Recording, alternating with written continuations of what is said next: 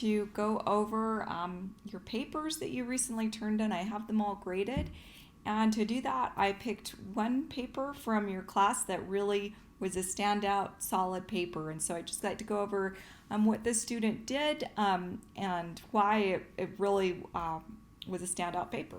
So anyway, and hopefully this can help you then kind of look at your work and see maybe where you can improve or whatnot. And of course, always, if you want to go over your paper with me, please email me, and I am happy to help you with it and to figure out some strategies for ways that you can improve on your next paper.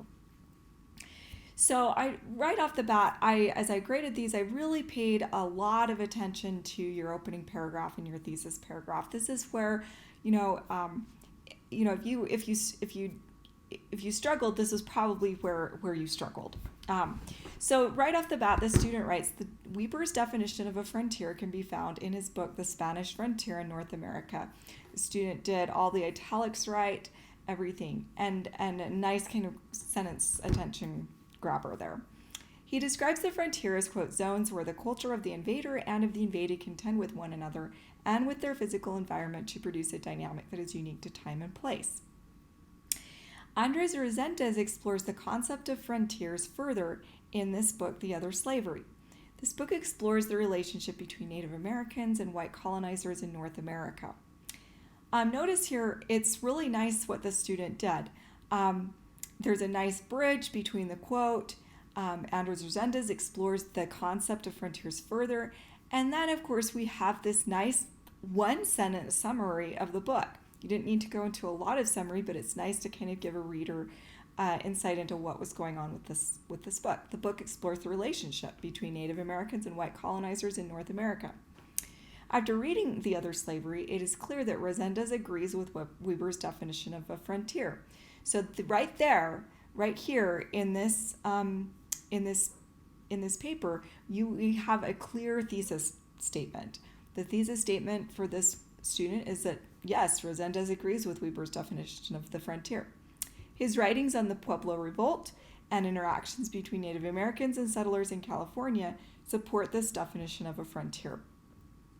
Furthermore, Reséndez writes about Mormon settlement in Utah, noting how the influx of Mormon pioneers into the region created a unique cultural identity. Okay, so right here, the student went one step further and gave some specific points in the book where this definition of a frontier was especially strong. The Pueblo Revolt, interactions between Native Americans and settlers in California, as well as the Mormon settlement in Utah. And then what's really nice is the student goes on in the body of their paper to talk about each one of these major points in the book in the order that the student has described them in their thesis paragraph. So the first thing that we learn about is the Pueblo Revolt. And notice here that the student has a really good topic sentence for their paragraph. The topic sentence will help introduce what the content of the paragraph will be. So the Pueblo Revolt demonstrates the unique and often tense environments created in frontiers as Native Americans and European colonizers interacted.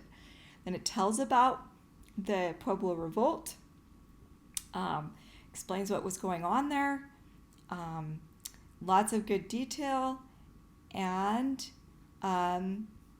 continues. And then for the first time, these groups were able to identify a collective identity, the frontier. And here's where the student takes this example and brings it back to frontier dynamics. The frontier provided a setting in which the Spanish and Native Americans had to fight for culture and identity. Never had these Pueblo people been bonded by oppression, and this is an experience unique to the frontier. The Pueblo Revolt supports Weber's definition of a frontier, and Reséndez would certainly agree with this definition. And while this paper got full credit, I would just say that, here is one part where maybe the student could have just expanded just a little bit more on how the Pueblo Revolt explores the concept of the frontier, or is an example of the concept of the frontier. But again, really nice. And then the next paragraph as another really good topic sentence. Ranchers and settlers in the American West also demonstrate the unique interactions between invader and invaded in the frontier. Now, what's nice here is this little word also it's just a small word, but it does a nice job of actually transitioning between the Pueblo Revolt and the student's next example, which has to do with ranchers and settlers, and in particularly the in Northern California with Don Guadalupe. So it talks about this example, goes on, discusses Captain John Sutter. The use of Indian slave labor on ranches and Indian slave exchangers were created due to the interactions between these groups. So there again, the student's going back, making sure that readers understand the connection between this example and Weber's definition of a frontier. And finally, we have our final example here, which is the interaction between Mormon pioneers and Native Americans in Utah. Again, a nice topic sentence. It also bridges between the examples, discusses things really nice. And then finally, we have a good, solid conclusion. Overall, the frontier was a battleground of old and new groups to establish dominance and maintain culture.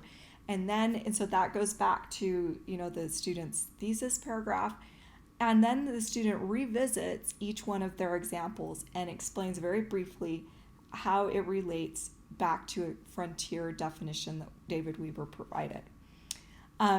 Another nice thing that this student did was they did all of the footnotes right.